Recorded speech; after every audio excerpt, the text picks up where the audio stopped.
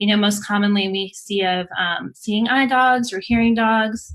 We can also have PTSD dogs and all kinds of different tasks, but the main difference is versus a service dog versus a pet or emotional support animal is a service dog really takes it to the next level in helping with a disability, assisting, mitigating a disability, rather than just providing comfort. Okay, so we'll continue on. So there's also a subset of this, which is a psychiatric service dog.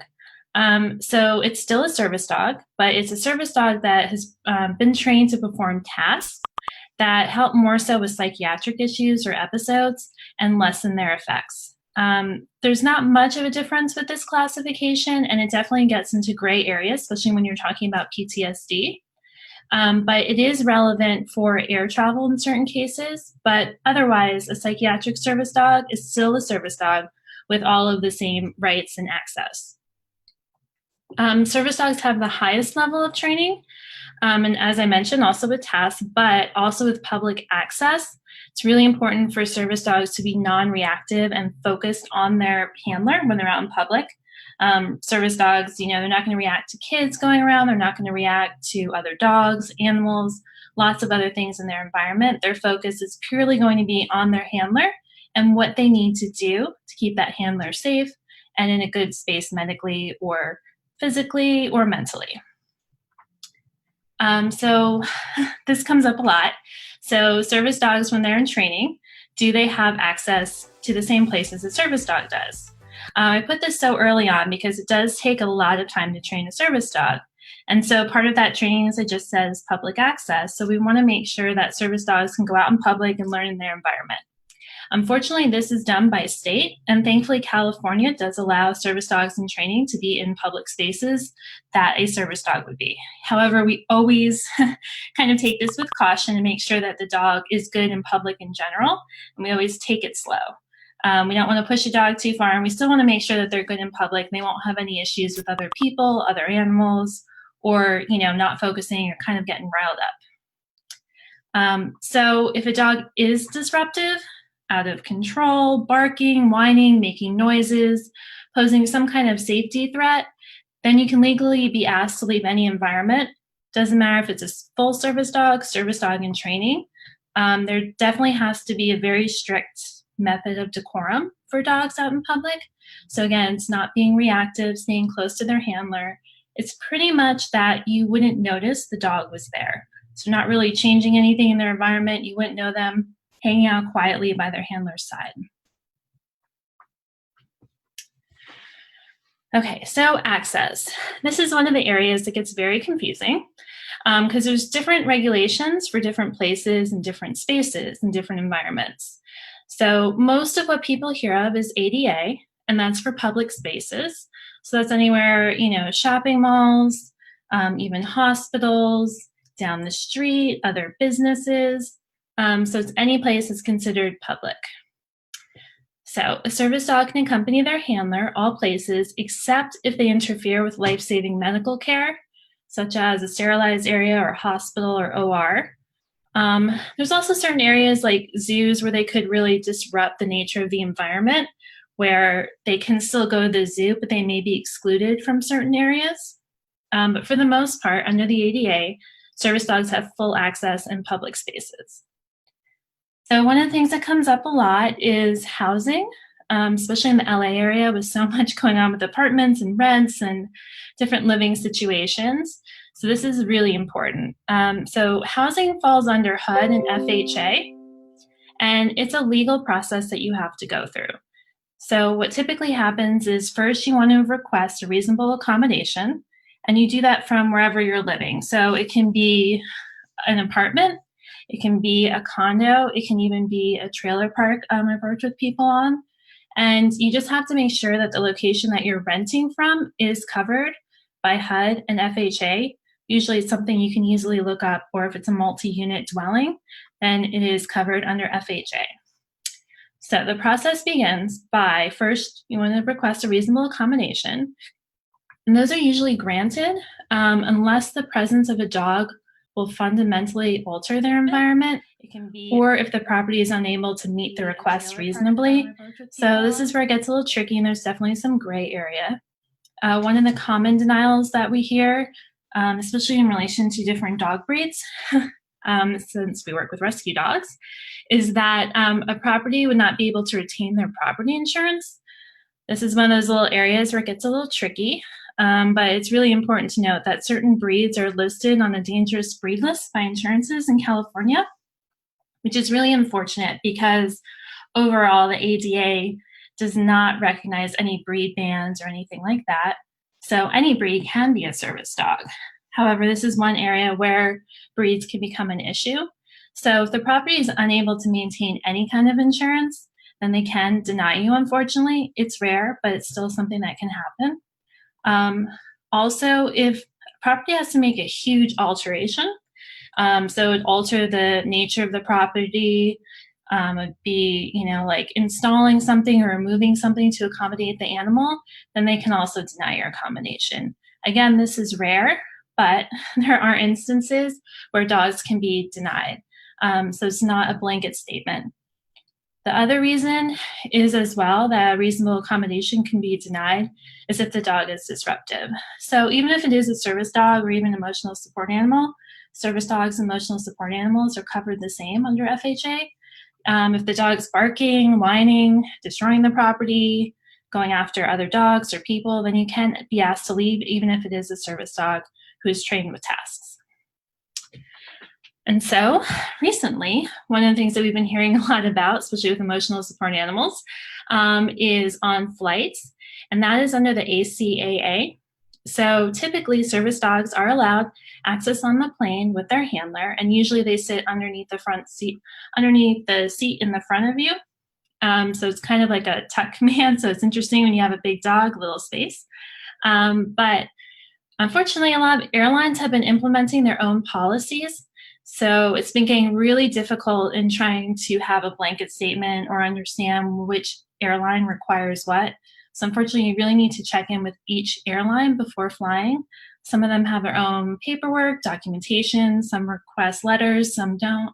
And it's all up in the air currently what is legal and what isn't in regards to this. So travel's getting a little sticky. Wish I could help you out more with that, but it's something that you have to contact each airline for. Okay, so training requirements of service dogs. So as I mentioned, service dogs are very highly trained. So they can be trained professionally by an accredited trainer. ADI is a really popular organization, but they can also be owner trained by the handler. So that means that, the handler themselves can do all of the training. They can work with the trainer, they can work with the behaviorist, they can go to classes. How the dog is trained really doesn't matter. It's not going to affect whether a dog is a service dog or not. And so this is another area that comes up often that I really want to clarify on. So there is no certification or registration for service dogs. So, you don't have a certified service dog. It's not possible. It's not something that exists. The Department of Justice doesn't recognize any registrations or certifications for service dogs. If you go online, you'll see a lot of websites where you can register or certify your dog, but legally they don't mean anything. So we kind of refer to them as scam websites because it's not required, nor does it give you any access that you wouldn't normally have. So service dogs must be trained to act appropriately and safely in a public setting, maintain focus on their handler, something I mentioned a couple times, it's really important. And then typically, so this is not required, this is kind of within the community, a general rule of thumb that service dogs are trained 2 or more tests. 1 is acceptable by the ADA, but they also practice 4 on the floor, which means that dogs are always on the ground for the most part. Dogs would be carried all the time, things like that. So there are, again, these are just kind of guidelines. There are, especially with smaller dogs, instances where it's important to be carrying the dog. If you have a dog for blood sugar, they want to be able to smell your breath and kind of be close to your face. Or if it's for your heart rate, Having a dog next to you, obviously, in a carrier close to your chest so that they can alert you when your heart rate increases.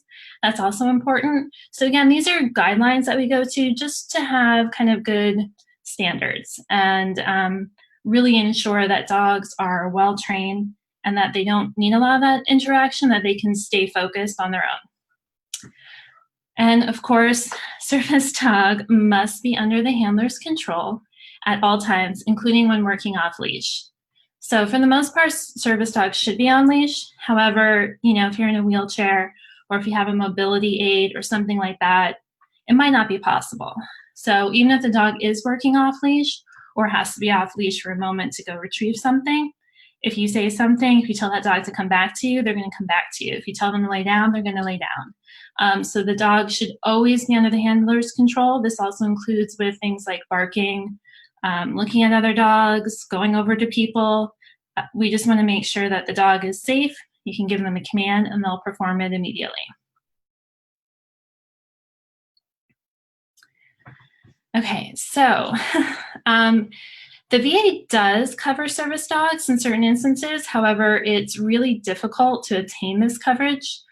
They do have a 2-page PDF that you can reference. It's under their prosthetics department. Actually is where the rehabilitation prosthetic services is where it's found. And it's listed here specifically what it is. So they really only see dogs for guide dogs, hearing, and mobility. Mobility is kind of a general area, but it tends to refer to people who really have trouble getting around, need a dog who can retrieve things, need a dog to use for support in some form. And then, of course, guide dogs and hearing dogs for if you lose your eyesight or if you have issues hearing, then they'll offer some coverage. The coverage, though, is kind of tricky even once you get approval for that, and it's done on an independent basis. So each person's case is evaluated by the VA and whoever it is handling your medical care. And then, so what you need to do is you have to go through independent contractors to obtain your dog. Assistance Dogs International and International Guide Dog Foundation are the only 2 accredited organizations that the VA will cover dogs from. So that means that the dogs are trained through organizations who are certified by one of these 2, and it's a very rigorous training process, and they have their own set of guidelines. So the VA will cover pre-approved travel costs. So if you live in California and your dog is being trained in Florida, the VA will help with travel costs for you to go to Florida to work with your dog and bring your dog home. They'll also cover things like veterinary care, any equipment. So if you need a special handle, a vest, special leash, things like that, especially things that are very specific to a person's size and weight and how they work with the dog, they'll cover those items. But they don't cover food and kind of the basic care. They will cover some veterinary care. Unfortunately, and this is where we come in, why we started our organization, the VA does not provide service dogs for physical or mental health conditions, including PTSD. So they've been trying to study PTSD service dog effectiveness for a couple years now. They haven't come to any conclusions yet. Studies are still in the works and being done. It's become very common for people to utilize dogs for treating PTSD. However, the VA will not cover service dogs for that.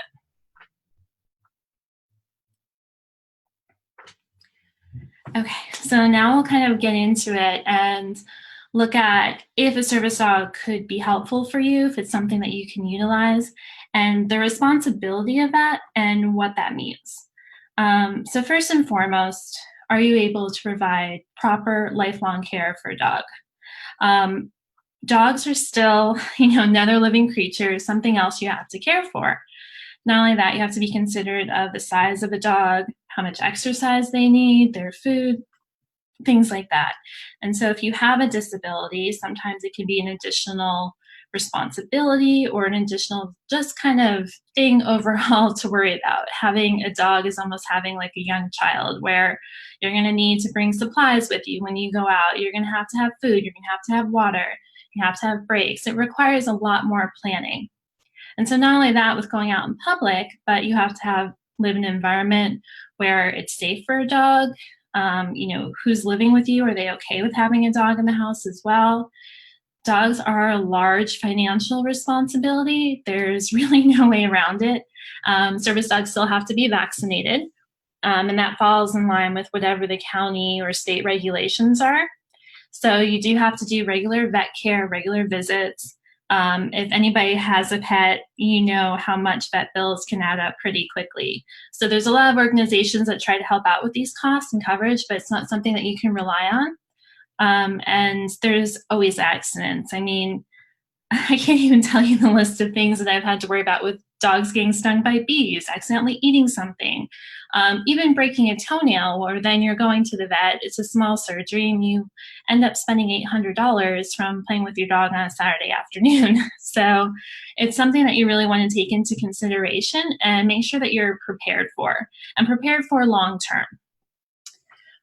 Also, if something happens to you, or if you have an illness or a disability where you could be stuck in bed for a couple days, do you have someone who can take care of the dog? Do you have someone who can come by, let them out, feed them?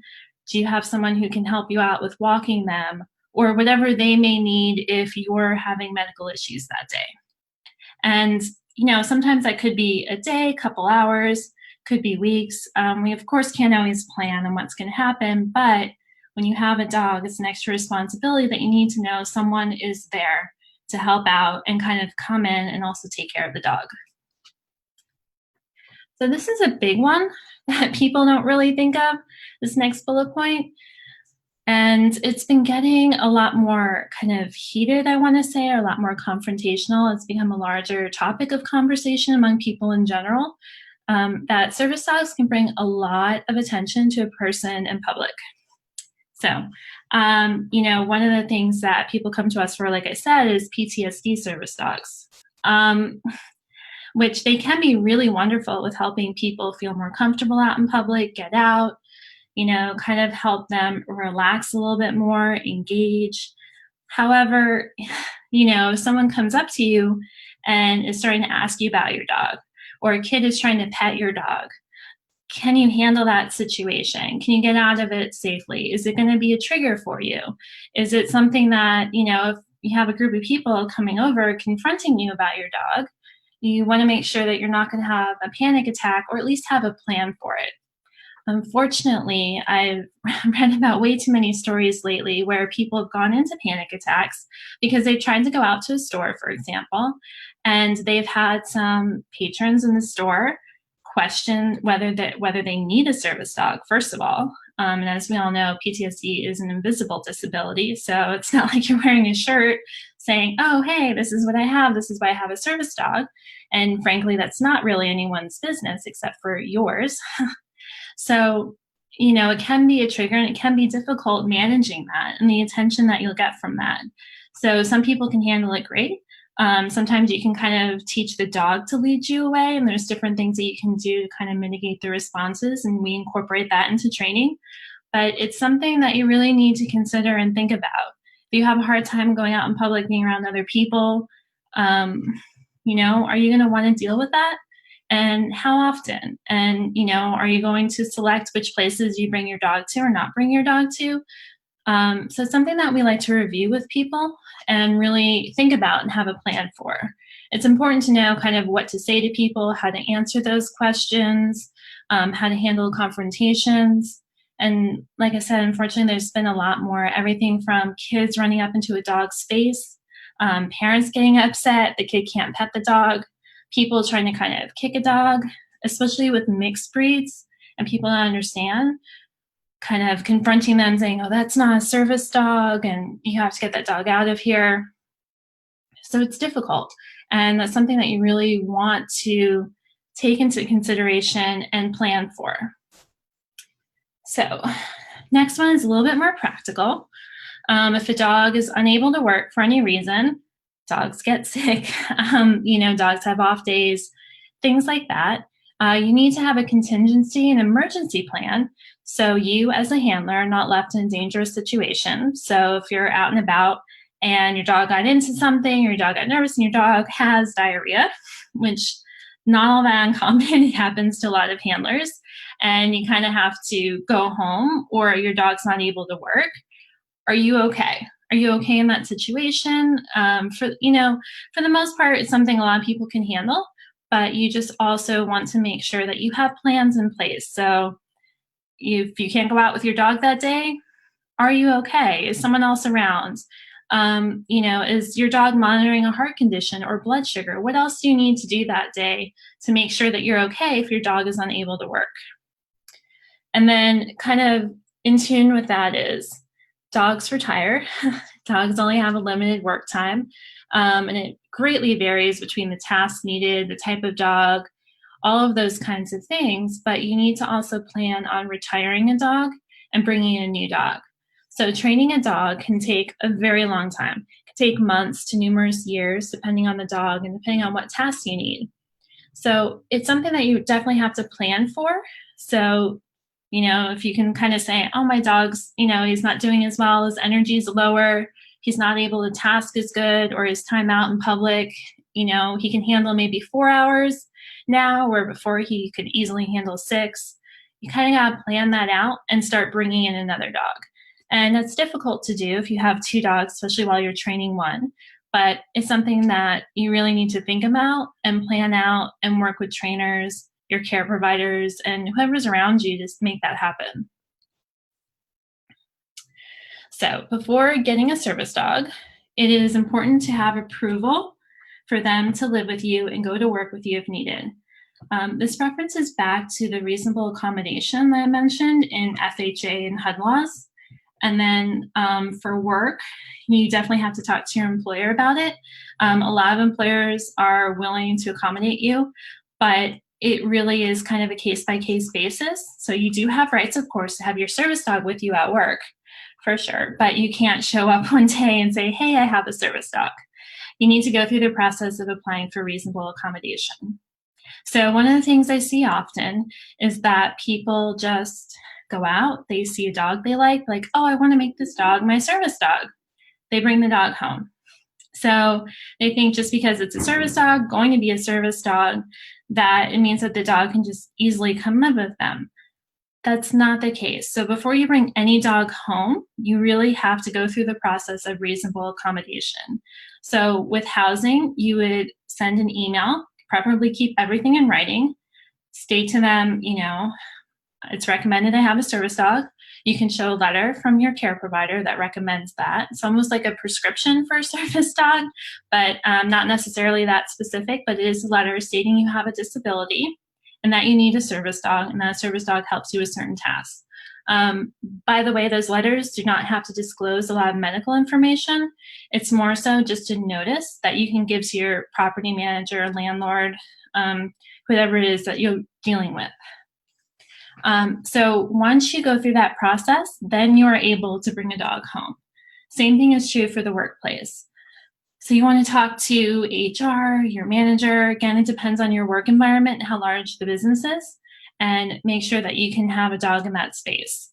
So usually what happens and where the accommodation comes into place is for housing, the accommodation refers to just you being able to have a dog where it's not a pet-friendly place, or if it is a pet-friendly place, you are exempt from paying rent for the dog and any additional fees that pet owners would usually pay. For a workplace, it's more so that make sure that you're set up an environment where the dog can either sit under your desk, or if you're in a store, make sure that you have a space or an area that the owner is okay with the dog being next to you all day. And again, that's very specific and it varies, but the accommodation would come into place for workplaces where you have a system in place where you can be with your dog safely and the dog is not going to be a disruption.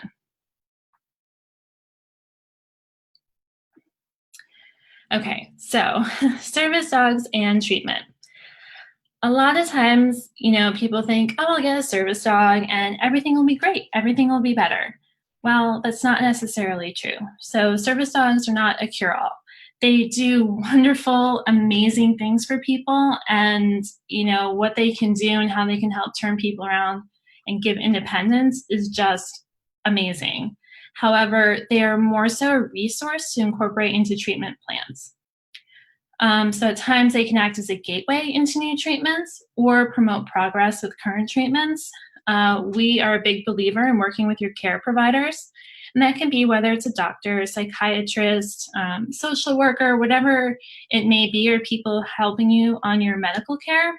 However, they can see that incorporating in. It can be in terms of the tasks that are trained. It can be in terms of helping you to get better with certain things, whether it's like physical therapy and kind of utilizing a dog for mobility to give you strength, or if it's something PTSD related where you can utilize that dog to get into new environments, start to become more comfortable.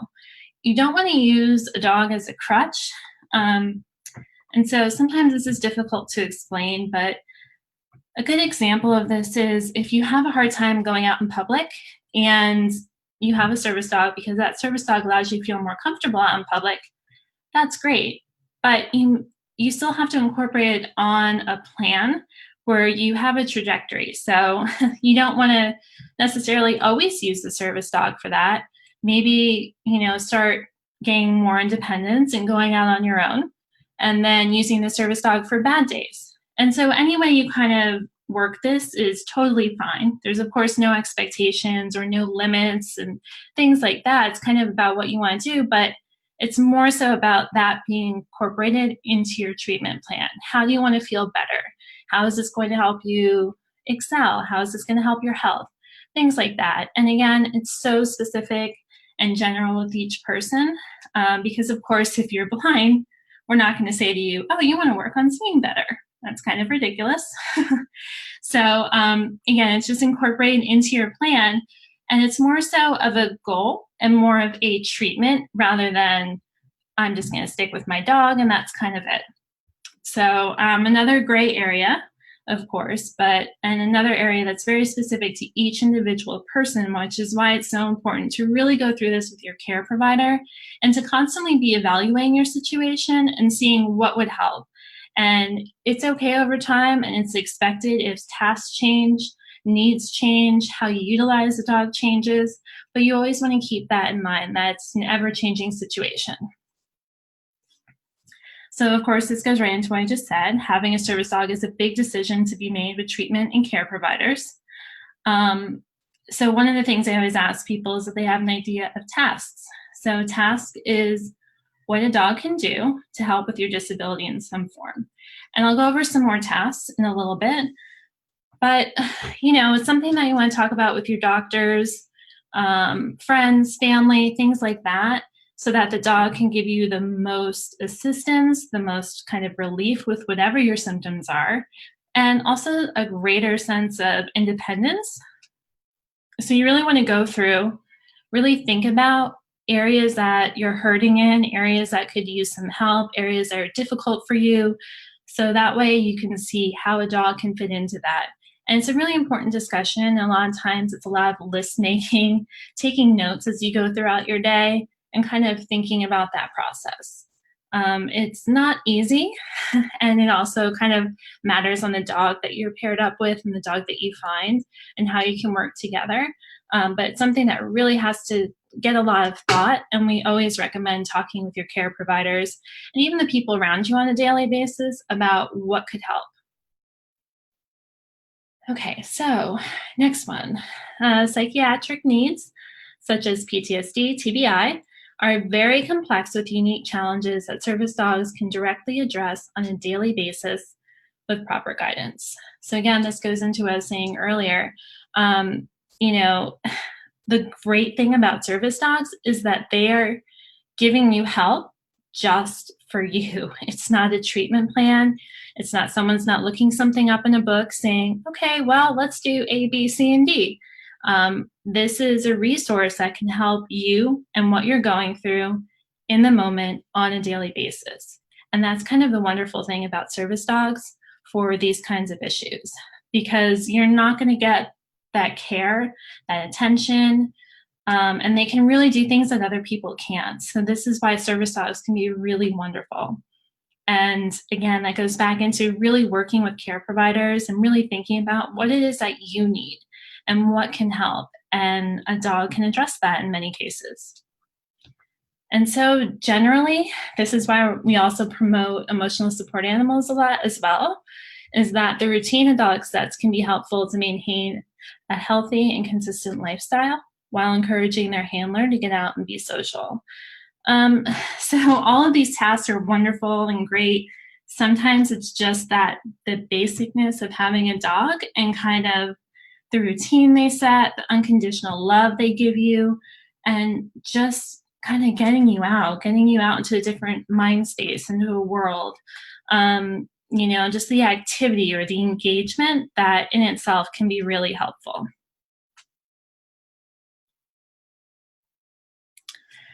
Okay, so having a service dog is continuous work. So training is vital to any working pair and is never finished. So I could hand over a perfectly trained dog to a person, like, here's a fully trained dog.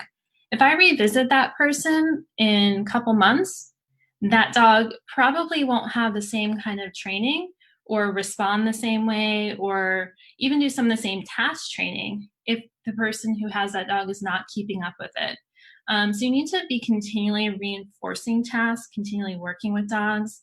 Dogs are really great at training us. So, and it's even in little things where dogs will whine in a certain spot, and then you'll be like, "Oh no, why are you whining?" And you go over and pick them up.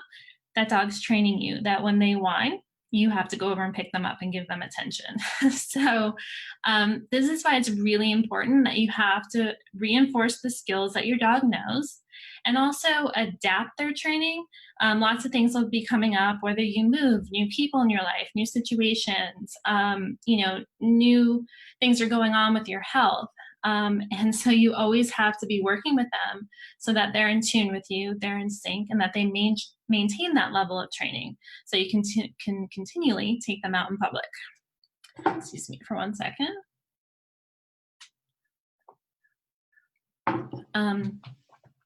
So this is why too, we always recommend to continue doing classes and kind of working with them. A lot of times you can phase dogs off treats, but you can always reward when you're out in public. And sometimes, I always warn people you might sound ridiculous when you're kind of out in public and your dog does something good and you make a big deal and talk in a baby voice like, "Oh, good boy. Oh my gosh, good job." But plan on doing that for the entire time you have your dog. That's really what keeps them motivated and focused on you. So here's another one I don't think a lot of people think about, is as a handler, you must always be alert in public to keep your dog safe. So this goes into, you think, hey, my dog's great. My dog has really great training. They're not going to go after other dogs. They're focused on me. They're not going to, go up to people or kids. They're not going to pull something off the shelf. And that's all true, but you don't know if another dog is going to come up to your dog. You don't know when a child is going to run up behind you, just play with your dog. Like, "Oh, wow, look at that cute, fluffy dog." And they run up to you. So you always have to be aware and you always have to keep that in mind to make sure that your dog's safe. It's even simple things from like making sure that there's not broken glass on the sidewalk they could step on. Again, other dogs, especially a lot of times there's other dogs out in public who might not be fully service dog trained yet, who could be more reactive, even if you're in a non-pet friendly place. So you always have to keep an eye out for that. And it can also be a lot of work to be responsive and sensitive to your dog's needs. So potty breaks, if they're having health issues, if they're hungry, if they need a break, which, can happen. Dogs are not robots. Like us, they get tired, they get overstimulated, they get stressed. So we have to make sure that we're paying attention to that. Also, playtime. Again, dogs aren't robots. They need downtime. They need time to run around and play. They need time to take a nap and just relax and maybe just sit on your lap for a while and be pet and comforted. And so you always have to be mindful of that. Again, service dogs are not robots. You can see this is a theme. They do make mistakes and have bad days, and that's okay. It doesn't mean that you have to wash your dog, that your dog's not fit for service anymore. It's just a matter of kind of figuring out what's happening, working with them on it, whether it's going back to more training, or if it's just kind of like, you know what, today is not the day for my dog. They just woke up, they're not with it today, they can stay at home, and that's okay. And then you work with it the next day, and it could be great. Okay, so here are some service dog tasks. The list of tasks for service dogs is unending. I mean, there's so many things that dogs can be trained for, and it's continually expanding. And it's pretty amazing what they can do and what people are able to do with training and how they can work with all of these different things. But here are some popular ones just to kind of give you an idea of how a service dog might be able to help you. So a big category is alerts. So alerts would be kind of signaling to you. A lot of times it's like a dog might kind of climb on you, poke you with their nose, sometimes do a little bark. That's not as common, but it is useful. And some alerts include before a seizure happens, blood pressure, whether it's high or low, a panic attack. This is a really great one where a dog can alert you, again, by kind of pawing at you, pushing you, something like that, where they're actually physically touching you, and then also possibly lead you to a safer, quieter space off to the side. Low blood sugar, which is what diabetic dogs do. Self-harm. Self-harm can be anything from kind of like scratching or picking too much, to even more extreme examples where they can kind of interrupt that behavior. And also to people nearby. This is a big one for PTSD. I talked with some trainers who also kind of teach dogs to alert by if someone's coming up behind them, the dog changes position, faces backwards, faces to the side, faces forward. And so there's different ways that they can do that just to let you know, hey, someone's around you or something's coming up on you. Retrieval is a popular one. Retrieval a lot of times for medications. So dogs can go fetch a bottle. Sometimes they can even train it where they hear an alarm or a handler sets an alarm, and they tell them to go get their medication. They'll go and bring it to them. Dropped items, very important. It can be for little items, big items, things like that. Commonly lost items. So for example, find my keys, find that bottle, find the remote, things like that. Phones, that's another big one. Also great for if you need help. And then bringing people to their handler for help. This is a really big one where the dog could possibly be off leash or the leash could be dropped. So if something happens where their handler faints, the dog will run to find other people and try to bring them back to him. Fortunately, best example I can think of is when Lassie runs in to get help and then brings people back. So that's a really big one too. Mobility. So this is one where it can be a wide range of issues just for people getting around. So it can be for balance, especially when going up and down stairs, stabilizing so you're not kind of wobbly from side to side, pulling a wheelchair, especially up ramps or inclines, opening, closing doors. This can be done with either hitting the button on the wall for like handicap, or also just having kind of ropes and tugs on cabinets or entry doors into your house. And then also rolling a person onto their side. So if they're having a seizure, they faint, something happens, they fall, rolling them onto their side so that they can deal with whatever's going on better. Physical, so deep pressure therapy. This is a popular one. So this is when a dog will climb up on you and literally put their body weight into you or lean against you, and can be very calming. If you have like lower leg pain or restless leg syndrome, a dog laying on your legs can be very comforting and calming, similar to the idea of a weighted blanket, except it's your dog. Wake up from nightmares. This is a big one too. They'll interrupt that. So if you're sleeping, starting to thrash around, obviously getting stressed out, the dogs will lay on you, lick your face, wake you up from that. And at the same time, it helps calm you and kind of can work directly with deep pressure therapy. Leading to a safe space, similar to the alert, where they can kind of alert you, pull you off to the side. A room safety check. This is a big one where they can go into a room, make sure no one's in there, turn on the lights, things like that. And then also interrupt flashbacks or blackouts, again, climbing on you, kind of licking you, pushing you to get you out of it. Oops, skipped one. Okay, so that was a lot of information that I went through very quickly. And I kind of just want to do a little recap in if a service dog is right for you. There's just a few main points here.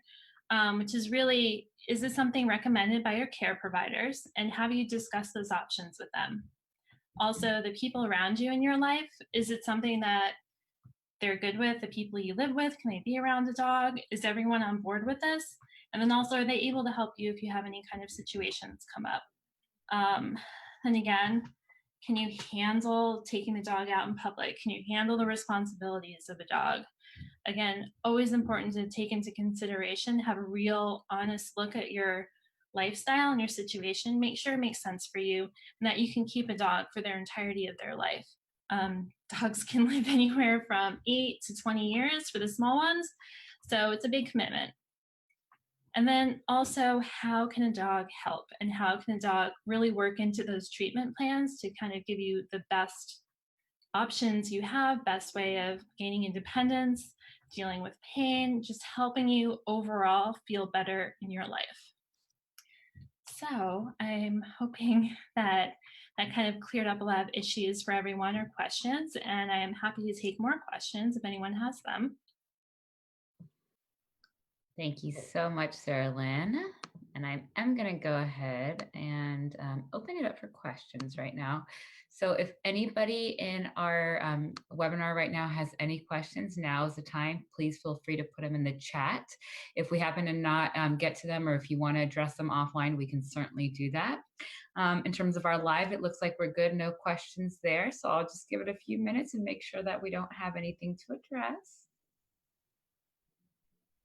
They're making your job easy today, Sarah Lynn. That was a lot of great information, though. Hopefully everybody took some notes. And like I said, if we don't get to you today, please feel free to send it to us, privately. We can certainly make sure that those get addressed. So, and Sarah Lynn, if you don't mind, can you just stop sharing your screen there for us? Yes. Thank you. I appreciate it. So real quick, before we wrap up, why don't you go ahead and tell everybody where they can find you? How can they get a hold of you? Yes, you can find more information on our website, which is www.dogsofservice.org. And you can also email us at info@dogsofservice.org. And I'm happy to answer your questions and whatever they may be. Perfect. Well, thank you again for your time. Thank you for sharing all of this incredible information with us. Guys, I hope that this has been really valuable to you. Again, for everybody watching at home, joining us on our webinar or on replay, thank you so much for joining us. We really appreciate it. And again, don't forget to download our guide to a seamless transition, www.savivets.org/veteran. Everything we offer is 100% free of cost. And as well with Sarah Lynn, I wanted to make sure that we added that. So you guys take advantage. These resources are here to help you. And again, SAVI is here to get veterans the benefits they deserve. So thank you so much. We hope that this was valuable to you, and we will look forward to seeing you guys soon. Thank you.